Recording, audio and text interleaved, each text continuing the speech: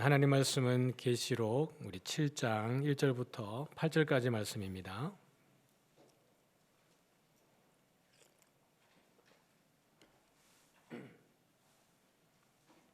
제가 1절을 읽겠습니다. 일 후에 내가 내 천사가 땅 내 모퉁이에 선 것을 보니 땅의 사방의 바람을 붙잡아 바람으로 하여금 땅에나 바다에나 각종 나무에 불지 못하게 하더라.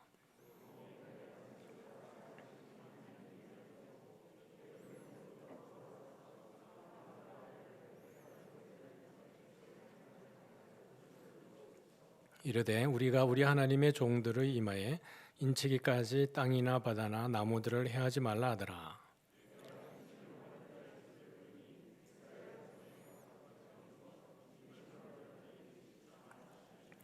유다 지파 중에 인침을 받은 자가 1만 2천이요 르벤 지파 중에 1만 2천이요 갓 지파 중에 1만 2천이요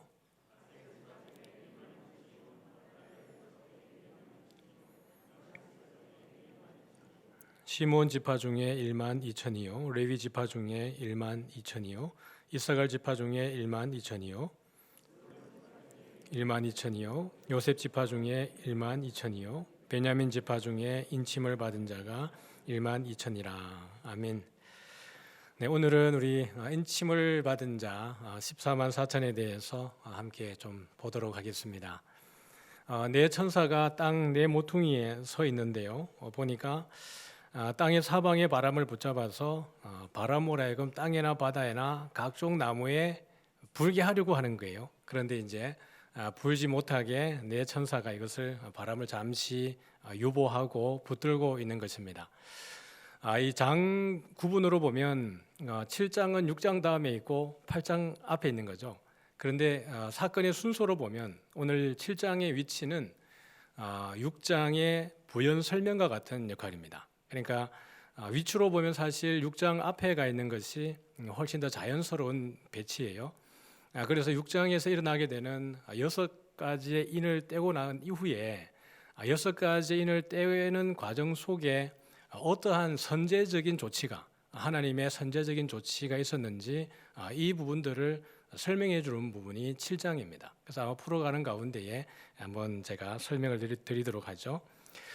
그래서 네 천사가 오늘 등장하지 않습니까? 내가 네 천사가 땅 네 모퉁이에 선 것을 보니, 이 땅 네 모퉁이는 땅 사방이고 땅 사방은 땅 전체를 이야기하는 거겠죠. 그래서 이 네 천사는 6장 1절부터 8절까지 등장했던 네 인을 뗄 때 등장하는 네 말이 있죠. 첫 번째 인을 떼니까 어떤 말이 있었어요? 흰 말이 있었고 그 말 탄자가 등장을 합니다. 둘째 인을 뗐을 때 어떤 말이 있었죠? 붉은 말이 있고 또 말 탄자가 등장을 하고 세 번째 인을 뗐을 때는요 검은색 말이 등장을 하고 또 말 탄자가 있습니다. 네 번째 인을 뗐을 때 청황색 말과 그 말 탄자가 등장을 하는 거예요. 그래서 7장에 등장하는 이 네 바람, 그 다음에 6장에 등장하는 1절부터 8절까지 등장하는 네 말, 그 말 탄자는 서로 상관관계, 연결이 되어져 있습니다. 그래서 이들이 하는 역할들은 하나님의 그 말씀을 가지고 그 때가 되었을 때 오늘 이 6장과 7장 가운데에서는 재앙을 내리는 중개자 역할, 중간에서 이 일을 수행하는 자의 역할을 천사들이 하고 있는데 이것이 내 말, 그 말탄자, 그 다음에 내 바람으로 묘사가 되고 있는 겁니다. 스가랴 6장에 보면 요한계시록 6장 1절부터 8절까지가 네 말이 등장을 하지 않습니까? 인을 뗄 때 스가랴 6장 1절부터 8절까지에도 네 말이 등장을 합니다. 보면 네 병거가 있고 네 말들이 이 병거를 끌어가요. 근데 거기에 등장하는 말들에 대한 묘사와 계시록 6장 1절부터 8절까지 등장하는 말에 대한 묘사가 같아요. 그런데 우리 스가랴 6장 5절에 보니까 천사가 대답하여 같이 한번 읽어볼까요? 시작. 천사가 대답하여 이르되 이는 하늘의 내 바람인데 온 세상의 주 앞에 서 있다가 나가는 것이라. 그러니까 내 병거가 있고 병거를 끄는 말들이 있는데 그 말들이 어디에가 똑같다고요? 계시록 6장 1절부터 8절까지 등장하는 말들과 같다고요. 근데 그 말들과 말들이 끄는 병거를 스가랴에서는 뭘로 해석한 거예요? 하늘의 내 바람이라고 설명을 했습니다. 그러니까 이 내 바람이 하는 역할이 뭐냐 그러면 하나님 앞에 서 있다가 하나님이 명령을 하면 그 명령을 수행하기 위해서 나가는 역할이 이 내 말들이고 내 바람의 역할입니다. 그러니까 계시록 7장에 등장하는 이 내 바람과 여러분 연결이 되어져 있죠. 그러니까 오늘 7장에 등장하는 내 바람과 6장의 내 말, 에스겔 스가랴 6장에 있는 내 말, 그다음에 내 바람이 하나의 메시지를 가지고 있다라는 것입니다. 그러므로 이 천사들이 네 가지의 그 말들이 나와서 땅에 재앙을 이제 뿌리기 시작을 하게 되는데 이 잘 따라오고 계시죠? 다시 제가 잘 설명드릴까요? 좀 어려울 수 있으니까 다시 한번 설명을 드립니다. 7장의 위치는 어디 가는 게 맞다고요? 6장 앞에 가는 게 맞다고요. 그래서 재앙이 내리기 전에 하나님이 인을 치는 사건이 먼저 있고 재앙이 내려지는 겁니다. 그렇게 해야 재앙을 이길 수 있기 때문에 그래요. 그런데 이 사건은 계시록에서 6장과 7장에 등장하는 게 아니라 이미 어디에서 한번 보여진 거예요? 스가랴 6장에서 이미 보여진 사건입니다. 스가랴가 그 하나님의 이상을 통해서 본 것이 그 산, 하나님의 맞은편 산에 보니까 병거가 있고 그 다음에 말들이 있었는데 이걸 끌어갔는데 여기에 대한 묘사가 요한계시록 6장 1절부터 8절까지 그대로 반복이 되고 나타나 있더라라는 이야기를 하는 거예요. 그래서 첫 번째 인부터 여러분 네 번째 인을 딱 떼었을 때 나타나는 현상들이 재앙이 무엇이었어요?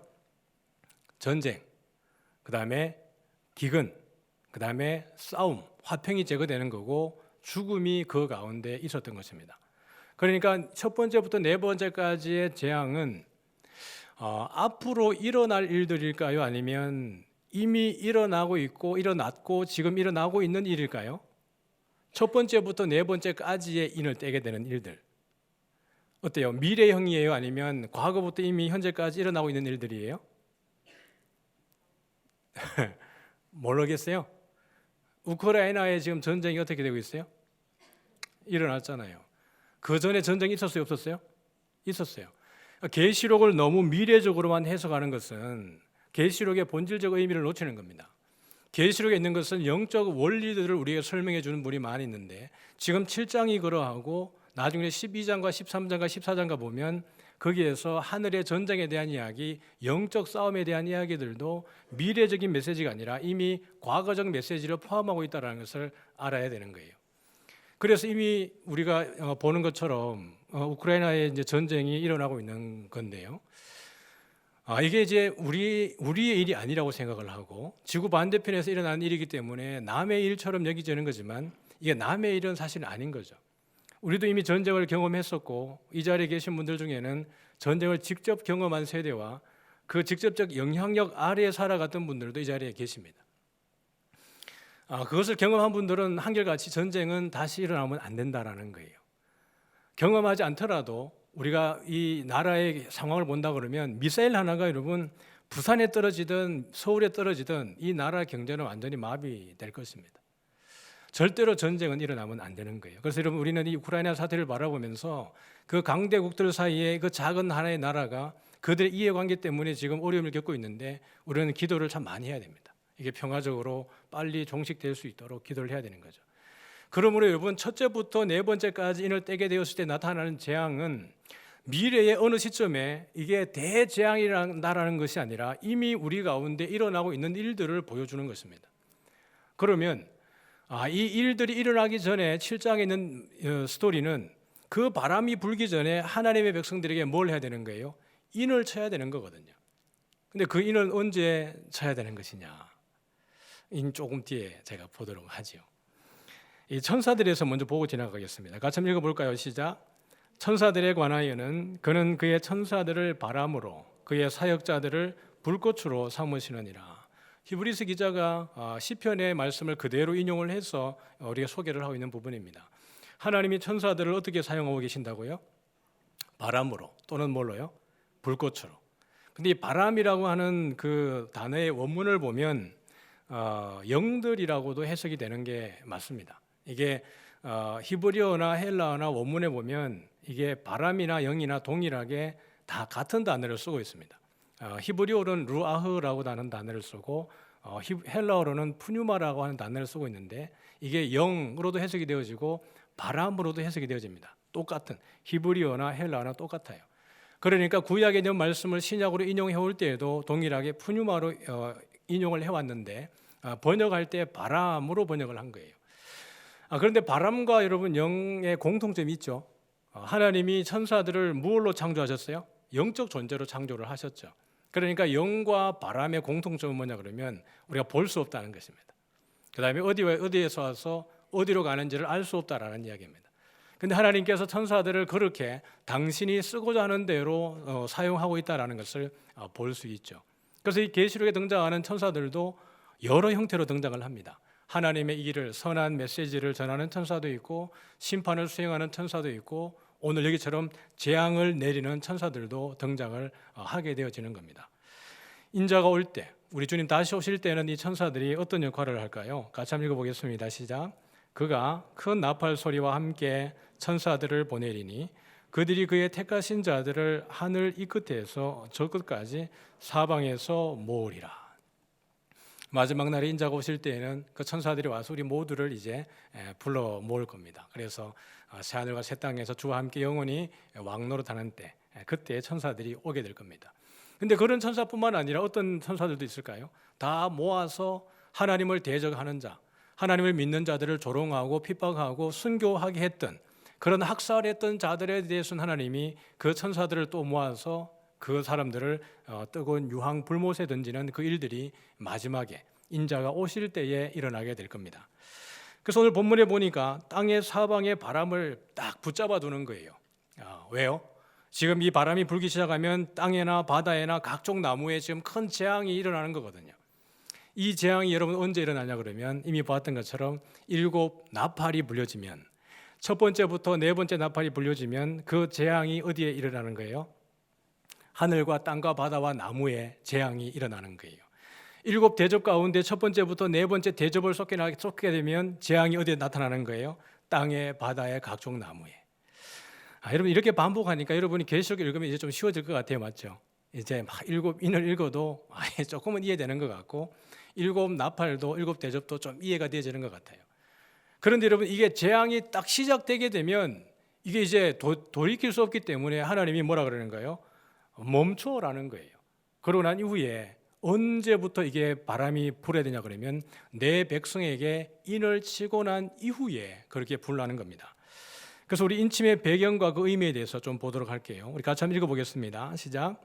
또 봄에 다른 천사가 살아계신 하나님의 인을 가지고 해 돋는 데로부터 올라와서 땅과 바다를 해롭게 할 권세를 받은 내 천사를 향하여 큰 소리로 외쳐 이르되 우리가 우리 하나님의 종들의 이마에 인치기까지 땅이나 바다나 나무들을 해하지 말라 하더라. 여러분 그러면 아까 재앙이 첫 번째 인을 뗐을 때부터 네 번째 인을 뗐을 때까지에 나타나는 이 재앙과 심판과 어려운 상황들은 이미 과거로부터 지금 현재도 있는 것이라고 이야기를 했습니다. 그러면 그 상황 속에 놓여 있는 우리들은 인을 여러분 이미 받았어야 돼요? 아니면 지금 받아야 돼요? 나중에 받아도 돼요? 1번, 2번, 3번. 이미 받았다 1번. 지금 받아야 되는데 2번. 나중에 받아도 된다 3번. 몇 번이에요? 1번이에요. 1번이에요. 맞죠? 그러면 증거 내놓으세요. 원리를 보면 맞죠? 원리를 보면 지금 이 첫 번째부터 네 번째 인을 뗐을 때 일어나는 이것은 재앙입니다. 그러면 인을 받은 것은 재앙 전이어야 됩니다. 그러면 우리는 이미 하나님의 인을 받았어야 되는데 인을 받은 증거를 여러분들이 저에게 오늘 예배 마칠 때까지 주셔야만 되겠습니다. 나가실 때 여러분 확인하시기 바랍니다. 인이라고 말하는 것은 인친다라고 할 때 이 인이라고 말하는 것은 스프라기스인데 이것은 이제 도장으로 이렇게 우리가 왕이 어떤 편지를 보낼 때 봉인할 때 찍는 이 인입니다. 그래서 지금 여러분이 보는 이 그림은 뭐냐 그러면 유다 왕들이 사용했던 실질적으로 인들입니다. 아하스 왕, 히스기야 왕, 므낫세 왕의 그 봉인 인들이 고고 학적에 의해서 발견되어져서 여러분에게 이 모양을 보여드리는 것인데 인의 기능이 바로 이런 것입니다.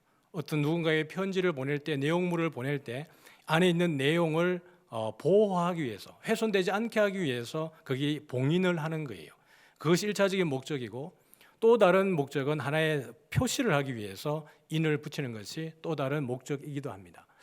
그러니 첫 번째부터 여러분 우리 그 6장에 보니까 첫 번째부터 몇 번째까지 인이 떼어지는 거예요. 두루마리가 있는데 인이 몇 개 붙었어요? 7개의 인이 붙었다라고 하는 것은 이 안에 있는 내용은 철저하게 보호되어져야 되고 아무도 이 내용을 보아서는 안 된다라는 이야기입니다. 이것을 봉인한 자 외에는, 봉인한 자가 허락한 자 외에는 절대로 이 인을 뗄 수 없다라는 것을 이야기하는 거예요. 그러니까 이 첫 번째 알고 있는 두루마리의 내용은 엄청나게 중요하다라는 것을 우리에게 이 7인이라고 하는 메시지를 통해서 설명을 해주고 있는 겁니다. 그런데 이 인을 하나의 봉인의 의미도 되지만 하나의 사인, 표식의 의미로도 이해가 되어지는데 이 인침에 대한 배경을 좀 살펴보도록 하겠습니다. 한 절씩 우리 교독해 볼게요. 우리 에스겔 9장인데 제가 1절을 읽어보겠습니다. 또 그가 큰 소리로 내 귀에 외쳐 이르시되 이 성읍을 관할하는 자들이 각기 죽이는 무기를 손에 들고 나오게 하라 하시더라. 시작.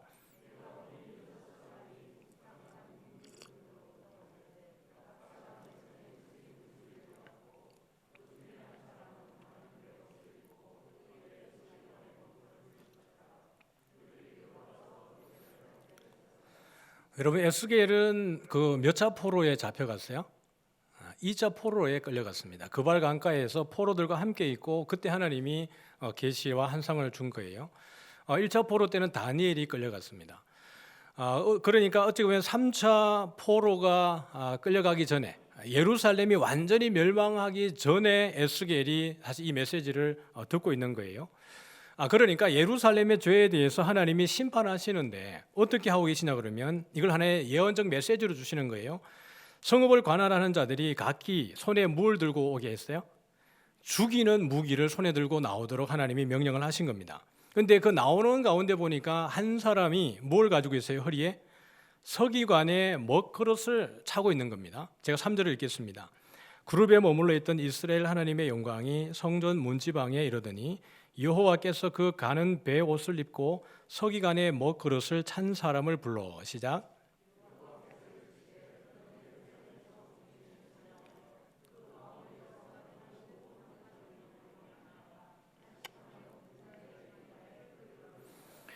여기 보니까 이제 이 먹그릇을 찬 사람에게 말하기를 예루살렘 성읍을 네가 다녀보면서 거기에서 정말 그 예루살렘이 잘못하고 있는, 유대인들이 잘못하고 있는 하나님의 말씀을 어기고 자기 소견에 옳은 대로 행하고 선지자나 제사장이나 왕이나 고관들이 정말 하나님의 말씀에 불순종하기 때문에 죄악 가운데 있는 것 때문에 그것을 바라보면서 가슴을 치며 통곡하고 애곡하는 백성들, 예레미야와 같은 사람입니다.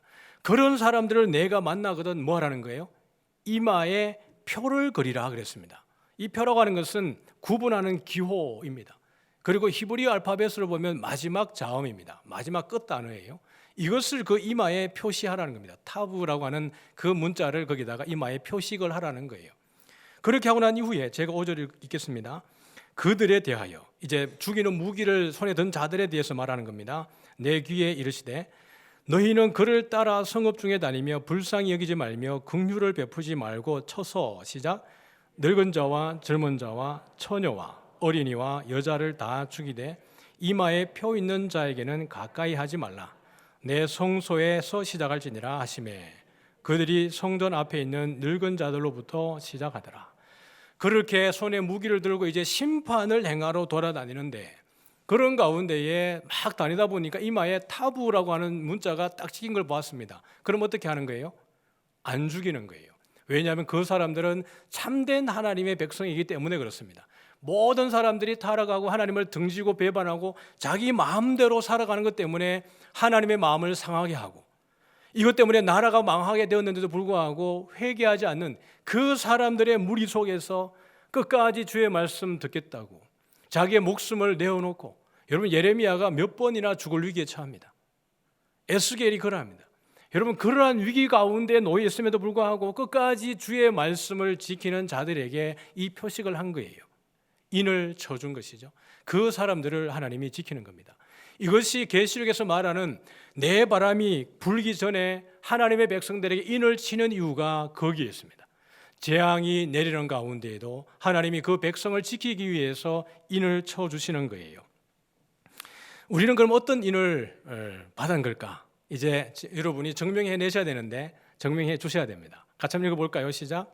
그가 또 다른 보혜사를 너희에게 주사 영원토록 너희와 함께 있게 하리니.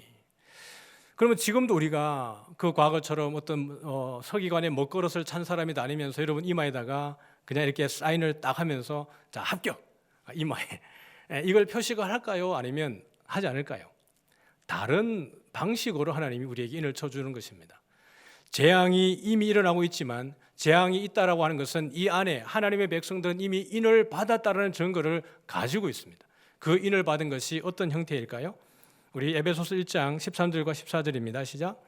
그 안에서 너희도 진리의 말씀 곧 너희의 구원의 복음을 듣고 그 안에서 또한 믿어 약속의 성령으로 인치심을 받았으니 이는 우리 기업의 보증이 되사 그 얻으신 것을 속량하시고 그의 영광을 찬송하게 하려 하심이라. 아멘. 어떤 인침을 받았어요?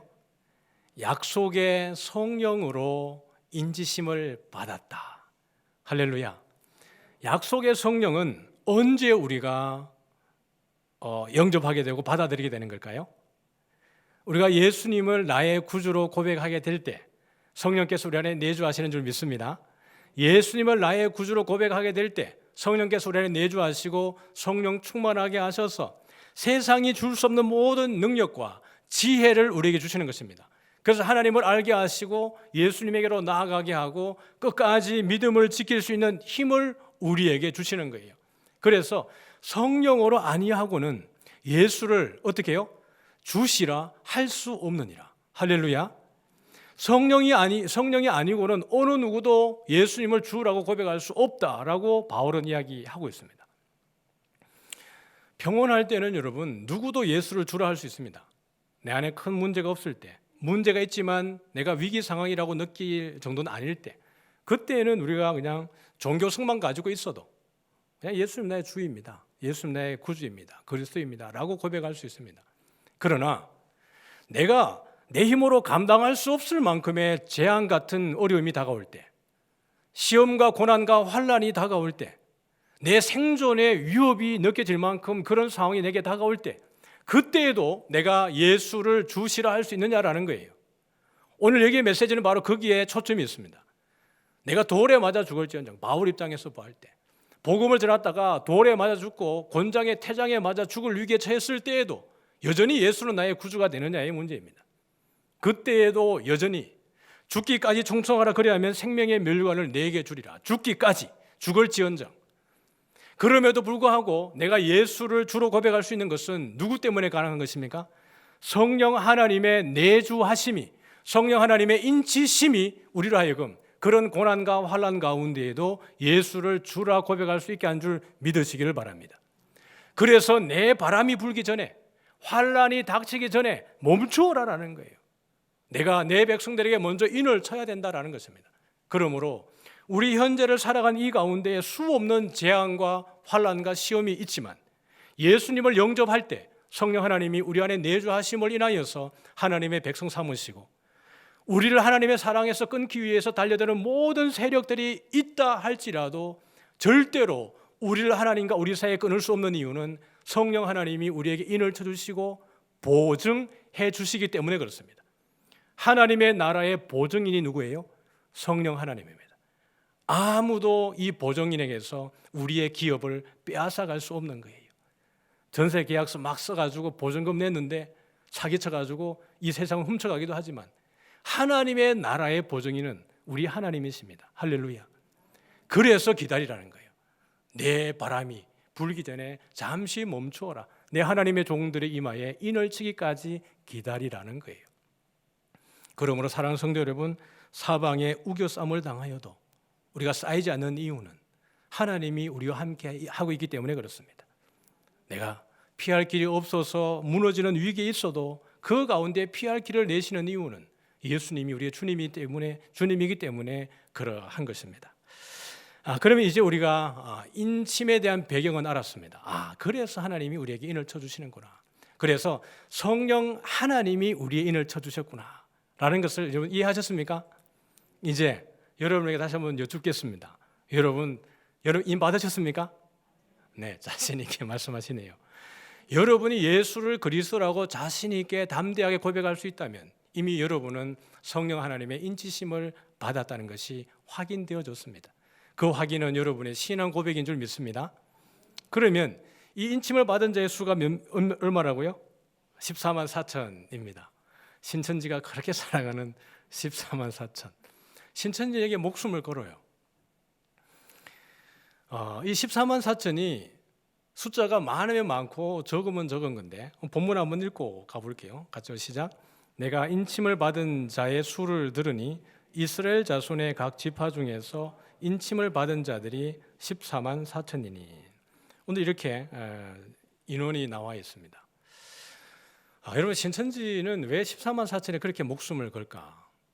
그들은 아마 처음에 시작할 때 이만희 씨가 시작을 할 때 자기가 하는 그 종교가 여러분 신천지는 이단이라고 말하지 않고 타종교라고 말하는 게 맞습니다.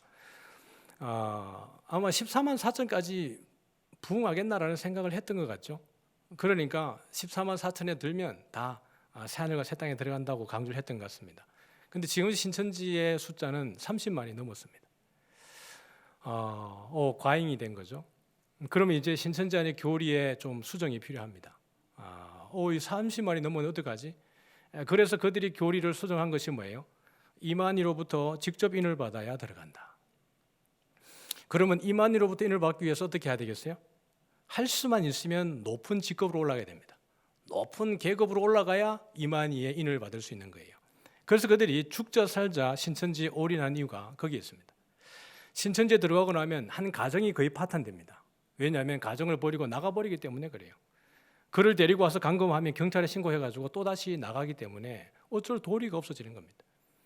우리는 신천지를 바라면서 이 폐악무도하고 가정을 다 파탄시킨다고 생각하지만 그들의 개념에서는 좀 개념이 달라요. 그들이 나가는 이유는 그 핍박을 받으면서도 그들이 하는 말은 뭐예요? 예수님도 그랬다는 거예요. 예수님도 처음에 당신의 제자들 데리고 나갈 때 모든 사람들에게 핍박을 받았다는 거예요. 그러면 신천지가 당하는 것은 마땅하고 오히려 그 초대교회의 모습이 자기들의 모습과 똑같기 때문에 이게 진리다라고 생각을 하는 것입니다. 그렇게 핍박을 받지만 마지막에 내가 이 14만 4천에만 들어가면 나 때문에 우리 가족이 구원받는다고 알고 있습니다. 그래서 우리 부모가 나의 뺨을 때리고 내 모든 것을 가져가고 감금을 하고 그런 핍박을 당해서 내가 도망 나와서 겨우 거기서 열심히 살아가면서 내가 애쓰는 이유는 14만 4천에 들어가기 위해서 그렇습니다. 거기만 들어가면 내가 호의호식하고 새하늘 새 땅에서 부자 노릇하고 왕 노릇하고 나 때문에 내 가족들도 전부 다 떵떵거리고 살 수 있는 그 권세가 내가 14만 4천에 들어가면 된다라고 생각하기 때문에 그들 나름으로는 호의입니다. 넌센스지만 그들은 그렇게 해서 여러분 들어가서 그 14만 4천에 들어가기 위해서 얼마나 열심히 합니까? 성경 공부를 일주일에 4번씩 3번씩 가가지고 몇 시간씩 공부를 합니다. 구역장이나 강사가 되면 성경 구절을 3천 구절을 암송을 합니다. 내가 미쳤다 그랬어요. 검색하면 다 나오는데. 근데 강사들한테 그 얘기했습니다. 저도 뭐 몇백 구절 암송하지만 몇천 구절 암송하는 거니까 비교가 되지 않는 거예요. 검색과 암송은 여러분 개념이 다릅니다. 여러분이 머릿속에 3천 구절이 들어가 있다고 생각해 보십시오. 세상이 달라집니다. 그런데 그런 3천 구절의 성경 구절을 가지고 하는 게 뭐예요? 기존에 있는 성도들에게 미혹하고 그들을 신천지로 데려가는 겁니다. 그런데 기성교회 성도들이 말씀에 대해서 잘 몰라요. 그러니까 그들이 뭔 얘기하면 대응하고 싶은데 대응이 안 돼요. 대응하다가 내 스스로가 말에 꼬여서 그들의 그 지식이라 그래야 되나요? 계략에 넘어가게 되는 겁니다. 여러분 제가 신천지 사역을 하면서 참 가슴 아픈 것은 그렇게 해서 가정이 무너져 가는데 이들이 신천지로 가는 이유가 뭐냐 그러니까 말씀을 제대로 배우고 싶다는 거예요. 제가 이상하다. 각 교회마다 아카데미가 차고 넘치는데 말씀을 배우게 가겠다고? 제가 교회들의 아카데미들을 참 곰곰이 고민을 했습니다. 제가 교회 사역을 하면서 제가 했던 아카데미들, 우리 교회들이 운영한 아카데미들을 막 보고 그들의 말이 뭘까? 교회들마다 여러분 양육 프로그램이 많지 않습니까? 제자 훈련에 무슨 성경 공부에 교회 안에 막 너무 많지 않습니까? 그런데 그들 하는 이야기가 성경을 제대로 배우고 싶어서 간다 그러니까 이게 참 답답한 거예요. 각 아카데미들이 가지고 있는 것의 한계를 곰곰이 생각하면서 느낀 게 그거였습니다. 이들이 듣고 싶어서 듣긴 듣는데 성경에 전반적인 베이스가 없으니까 이게 들어도 자기를 골고루 성장시 않은 거예요. 궁금증들이 해소가 되질 않는 겁니다. 그러니까 신천지 한번 끌려가서 들어보니까 기가 막히거든요. 제가 들어봐도 기가 막힙니다. 그래서 제가 고민한 것이 뭐냐 그러면 성도들을 어찌하든지 간에 하나님의 말씀을 제대로 가르쳐야 되겠다. 그렇게 할 수 있는 가장 공적이고 가장 유효한 자리가 어디겠는가? 여기 이 강단입니다.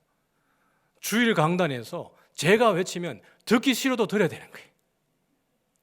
맞죠? 제가 싫어서 교회 떠나지 않는 이상, 저 설교 듣기 싫어서 교회 나가지 않는 이상은 무조건 들어야 되는 거예요.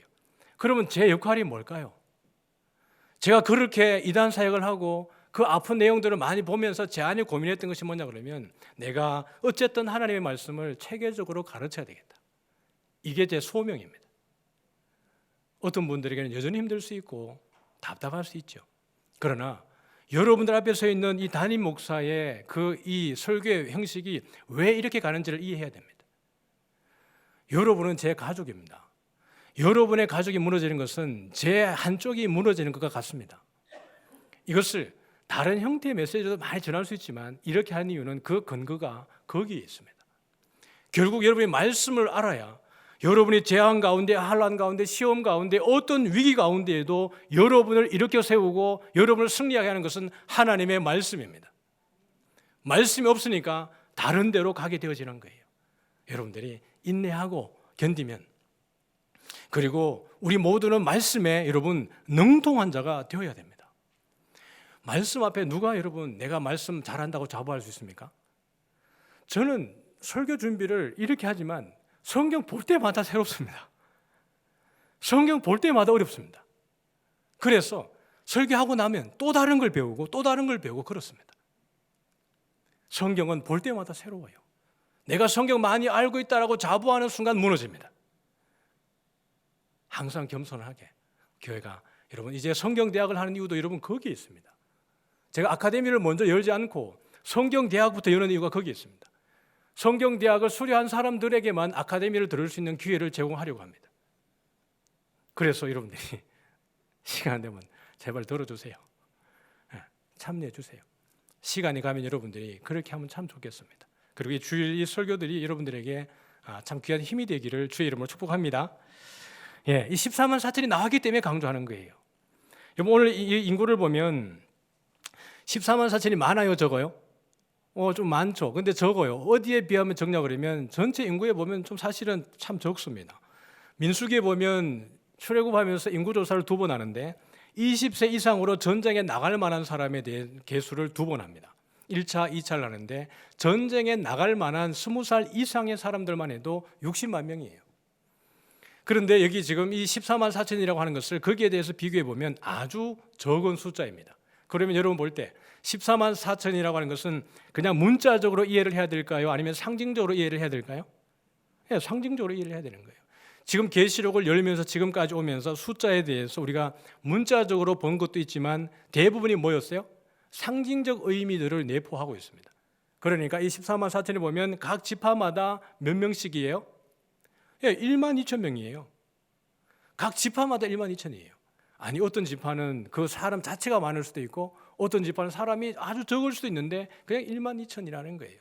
이것의 영적 원리는 뭘까? 우리 에스겔에서 한번 보도록 하겠습니다. 같이 한번 우리 13절과 14절을 읽어볼게요. 시작. 주 여호와께서 이같이 말씀하셨느니라. 너희는 이 경계선대로 이스라엘 12지파에게 이 땅을 나누어 기업이 되게 하되 요셉에게는 2 몫이니라. 내가 옛적에 내 손을 들어 맹세하여 이 땅을 너희 조상들에게 주겠다고 하였나니 너희는 공평하게 나누어 기업을 삼으라. 이 땅이 너희의 기업이 되리라. 이 47장에 있는 이 땅의 분배에 대한 내용이 이후로 쭉 나옵니다. 그런데 이 땅의 분배를 보면 여기에 나는 이야기가 너희는 어떻게 해요? 공평하게 나누어서 기업을 삼으라 그랬어요. 그래서 성경에 나온 지명을 중심으로 해서 그림을 그려보면 이런 그림이 나오는 거예요. 여러분 볼 때 공평해요, 안 해요? 밑에 아래 동네 보니까 좁고 위 동네 넓죠. n분의 1 해가지고 막 수치적으로 공평하다라는 의미가 아니라 이 가운데는 부족함이 없다라는 이야기입니다. 똑같이 모두가 만족할 만한 그런 영적 원리가 이 안에 포함이 되어져 있는 거예요. 그래서 제일 위에 북쪽 단부터 제일 아래 갓 지파까지 이 12지파가 그 가운데 공평하게 이 땅을 나누게 되는 것이 에스겔이 마지막에 모든 것의 땅에 마지막에 오게 되는 하나님의 나라의 이상으로 보여주신 것입니다. 마지막에 땅은 공평해야 된다. 이게 하나님의 평화 샬롬이에요. 그러니까 각 지파마다 12,000이라고 하는 것은 숫자적으로 동일하다는 의미가 아니라 예수를 주로 고백하는 모든 사람들은 어떻게 하는 거예요? 하나님 앞에 구원받는다라는 이야기입니다. 한 사람도 예외 없이 예수님을 나의 구주로 고백하면 모든 사람들이 구원받는다라는 의미가 거기에 있는 것이에요. 여러분, 그러면 이 12지파 가운데에 혈통적으로 야곱의 후손들만 포함이 될까요? 아니면 이방인들이 포함이 되어 있을까요? 어려우세요? 더워서 그래요, 실내가. 이 계시록에 나와 있는 12지파는 야곱의 후손의 12지파일까요? 아니면 이방인이 포함되어 있을까요? 야곱의 후손의 12지파만 포함이 되어 있을까요? 24장로 이야기할 때 그 24는 무엇과 무엇이라 그랬어요? 구약의 12지파와 신약의 12사도의 합이라고 그랬습니다. 그것은 하나님의 나라의 백성의 총체를 이야기한다 그랬어요. 애굽에서 이스라엘 백성들이 나올 때에 야곱의 후손들, 아브라함의 후손들만 나왔습니까? 아니면 중다한 잡족이 함께 나왔습니까? 예, 중다한 잡족이 함께 나왔습니다. 그 중다한 잡족이 각 지파 안에 포함이 되어 있어요? 아니면 배제됐어요? 포함이 되어져 있습니다. 가나안 땅에 들어갔을 때 아브라함의 혈통만으로 12지파를 나누었습니까? 아니면 그 땅에 이방인들이 함께 들어와 있습니까? 함께 들어와 있습니다. 그러므로 이 12지파의 12,000명이라고 하는 것은 이미 이방인들이 다 포함되어 있는 12지파입니다. 그러니까 이것을 좀 더 확장해 보면 뭐죠? 모든 민족입니다. 모든 민족 가운데에 예수 그리스도를 주로 영접하는 모든 사람들은 그 가운데에 인침을 받는다라는 의미입니다. 이사야 2장 2절입니다. 시작. 말이래 여호와의 전에 산이 모든 산 꼭대기에 굳게 설 것이요 모든 작은 산 위에 뛰어나리니 만방이 그리로 모여들 것이라. 말이래 마지막에 최종적으로 이 종말에 여호와의 전에 산이, 이게 무슨 산이에요? 예루살렘입니다. 마지막에는 모두가 예루살렘으로 모인다는 것은 누구에게로 온다는 얘기예요? 거기서 메시아가 날 텐데 그 메시아에게로 모든 민족들이 몰려오게 될 것이라는 이야기를 하고 있습니다. 만방이. 하나님이 아브라함을 부를 때 내가 너로 모든 민족에 뭐가 되겠다 했어요? 복이 되게 하겠다. 모든 민족에. 아브라함의 혈통에 내 후손만이 아니라 모든 민족의 복이 되게 하게 되는 것이 하나님이 아브라함을 세우신 거예요. 그러므로 하나님이 아브라함을 갈대 우리에서 이끌어낼 때 이미 거기에는 모든 민족의 복이 포함이 되어져 있는 것이었습니다. 그래서 여러분 오늘 우리도 그 가운데 있는 줄 믿습니다. 그래서 14만 4천은 누구냐 그러면 아무도 능히 셀 수 없는 큰 무리예요. 그 7장에 이미 다음 주에 함께 이 부분 더 다루겠지만 이미 14만 4천이라고 하는 것은 숫자적으로 비교할 내용이 아닙니다. 14만 4천을 그냥 문자적으로 본다 그러면 구약에 있는 모든 사람들은 이만희와 함께 새하늘과 새 땅에 못 들어갑니다. 이만희에게 직접 받은 사람들만 들어가는 거예요. 우리나라 여러분 군인의 숫자가 얼마게요? 제가 군 생활할 때만 해도 60만 장병이라고 그랬습니다. 지금 보니까 53만이에요. 그러니까 우리 부산만 해도 300만 명이 넘지 않습니까? 인구가. 그러니까 14만 4천은 되게 작은 숫자입니다. 그러니까 이것이 상징적으로 모든 민족에 대한, 모든 백성에 대한 상징적 의미라는 것을 우리에게 이해할 수 있는 것이죠. 그래서 여러분 6장의 마지막에 보았을 때 6번째 인을 딱 떼고 났을 때 세상에 있는 하나님을 대적하는 모든 이들이 정말 무서운 심판을 받지 않습니까? 그때에 산들이 나를 덮고 바위야 내 위에 넘어져서 어린 양과 보좌에 앉으신 이 앞에 그 큰 진노를 내가 보지 않도록 하라라고 이야기합니다. 어린 양과 하나님의 보좌 앞에서 내리는 그 진노. 그러면서 하는 이야기가 그들의 진노의 큰 날이 이르렀으니 누가 능히 서리요? 아무도 설 수 없다 그랬습니다. 그런데 여러분, 여기에 누가 서 있습니까? 아무도 능히 셀 수 없는 큰 무리가 보좌 앞과 어린 양 앞에 서서 세상의 마지막에 큰 재앙의 날에 세상이 심판을 당할 때 하나님의 백성, 인을 맞은 그 14만 4천, 셀 수 없는 하나님의 모든 백성들은 어디에 서 있는 거예요? 보좌 앞에 서는 것입니다. 아무도 능히 설 수 없는데 하나님의 백성들만이 그 앞에 서는 거예요. 저와 여러분인 줄 믿습니다. 마지막 질문 하나 하고 마치죠. 그러면 단 지파와 에브라임 지파는 어디 갔는가? 여러분이 12지파를 읽어 내려갈 때 어느 지파가 빠졌다는 생각을 해본 적이 잘 없죠. 그냥 12지파구나 라고 생각했는데, 여러분이 읽어보면 단 지파의 이름이 없습니다. 에브라임 지파의 이름이 없습니다. 요셉 지파라고는 기록되어 있지만 에브라임의 이름이 거기에 누락이 되어져 있습니다. 왜 이럴까? 에스겔의 그 환상에도 그 땅을 분배할 때에도 제일 위에 단이 있었고 에브라임이 소속되어져 있었는데 왜 에스겔에까지 보여준 것이 요한계시록에 오니까 이들의 이름이 사라졌는가? 북이스라엘이 멸망할 때 여러분 끝까지 그 나라에서 제거하지 않은 것이 무엇이에요? 금송아지입니다. 금송아지가 어디와 어디 있었어요? 제일 위쪽에 북쪽에 단이 있었고 제일 아래쪽에 베델이 있었습니다. 베델이 어디 있습니까? 에브라임 지파의 최남단에 베델이 있습니다. 사사기를 통해서 우리가 보았지만은 결국 끝까지 우상 숭배를 하는 이들을 하나님이 용납하지 않습니다. 7교회를 바라볼 때 여러분 발람의 교훈을 따르지 말라 그랬어요. 니골라당의 교훈을 따르지 말고 이세벨의 교훈을 따르지 말라 그랬습니다. 너희들이 죽기까지 충성하라. 그러면 내가 생명의 면류관을 너에게 주겠다 그랬습니다. 발람과 니골라당과 이세벨의 교훈이 무엇입니까? 우상 숭배와 음행입니다.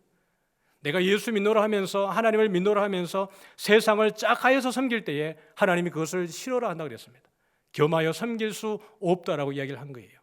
단 지파와 에브라임 지파는 끝까지 금송아지를 버리지 않은 지파입니다. 여러분, 예수님의 제자 가운데 끝까지 마지막에 구원받지 못한 게 누구예요? 가룟 유다예요.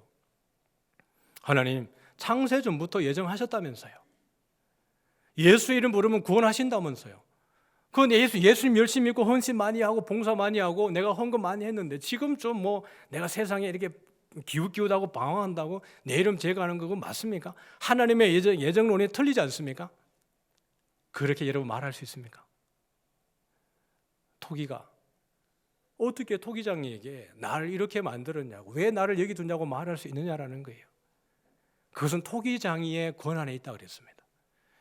마지막 구원의 권한은, 마지막 구원의 키는 누구에게 있는 거예요?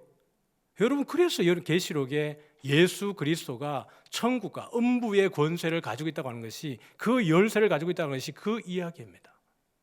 마지막에 나를 구원하고 구원하지 않는 것의 권세는 우리의 어떤 신학적인 주장이 아니라 하나님의 권세 있는 줄 믿으시길 바랍니다. 끝까지 주 앞에 순종하고 마지막 주님 생명책에서 내 이름 부를 때 우리의 이름이 거기에서 불려지기를 주의 이름으로 축복합니다. 마지막 심판책의 이름에서 우리의 이름이 들려지지 않기를 바라요. 계시록은 우리에게 그 메시지를 주는 것입니다. 끝까지 긴장해라. 죽기까지 충성해라. 그래야 생명의 면류관을 너희에게 주겠다라는 것입니다. 그래서 하나님이 우리에게 무엇을 치는 거예요? 여러분, 인을 쳐주시는 것입니다. 한 주간도 그 믿음을 의지하고 말씀 의지해서 승리하기를 주의 이름으로 축복합니다.